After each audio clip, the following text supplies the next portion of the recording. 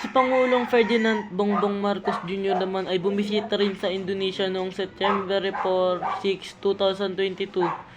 Sa pagkakataong ito, nilagdaan ang Plan of Action sa pagitan ng Pilipinas at Indonesia mula 2022 hanggang 2027. Ito ay isang kasunduan na pagtutulungan sa depensa.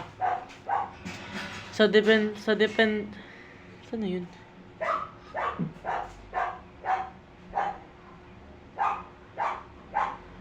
Depensa at seguridad. Nagkaroon din ng Memorandum of Understanding para sa pagtutulungan kultural at pagpapaunlad at pagtataguyod ng isang malikhaing ekonomiya sa pagitan ng dalawang bansa.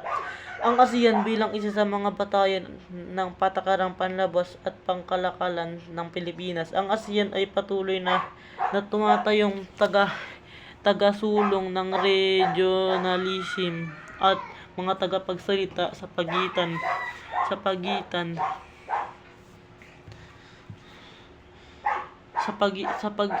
ng pagtutunggalian bansa sa rehiyon. Ang Pilipinas ay masugid na sumusuporta sa ASEAN upang higit pang mapaunlad ang kaayusan, diplomasya at pandaigdigang kalakalan. Umaayon sa pandaigdigang pamantayan ng pagpapahalaga para sa ikabubuti ng rehiyon.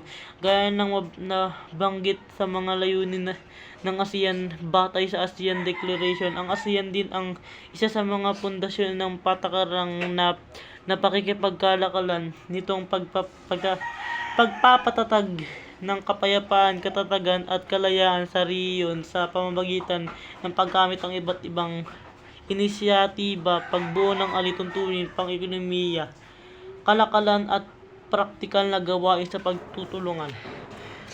Bunsod ng magkakaibang social-kultural sa sistema ng mga kasabing bansa, hindi maiwasang magkaroon ng iba't ibang posisyon ang mga lider nito sa mga isyong hinaharap ng ASEAN.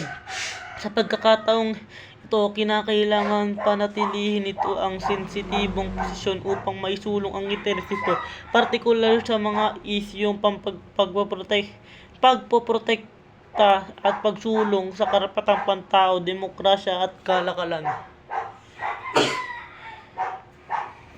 Ang ASEAN ay nagkaloob ng pagkakataon sa mga mamamayan ng mga kasabing bansa ng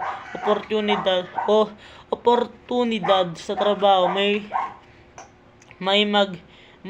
pagpipili ang mas madali at murang paglalakbay, mga murang kalakal at serbisyo at mga opsyon sa pag-aaral bunga ng ASEAN integration.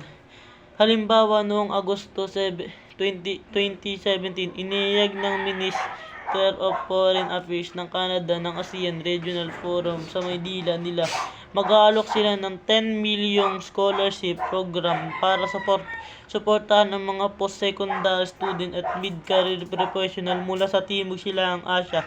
Ang National University sa Singapore naman ay nag-aalok ng mga scholarship para sa mga bansang ASEAN para sa graduate studies. Pag-angkin ng China sa West Philippine Sea. Sa panahon ng Administrasyon Benigno S. Aquino, ang Pilipinas ang naging frontliner ng lahat ng bansang ASEAN. Ipinaglaban ng Pilipinas ang West Philippine Sea laban sa mga banta sa pangilam ng China. Ito ang nanguna sa pagpuna ng China para sa mga aksyon nito at ginawa ang pinakamatapang na hakbang kailanman ang pagsasampa ng kaso arbitration noong 2013. Ang Pilipinas ay naging isa sa mga matagal at pangunahing kaalyado sa seguridad ng Estados Unidos sa Timog Silangang Asya. Ang suporta ng Estados Unidos ay nagbigay sa Pilipinas ng higit na kumpiyansa sa namunin ng China.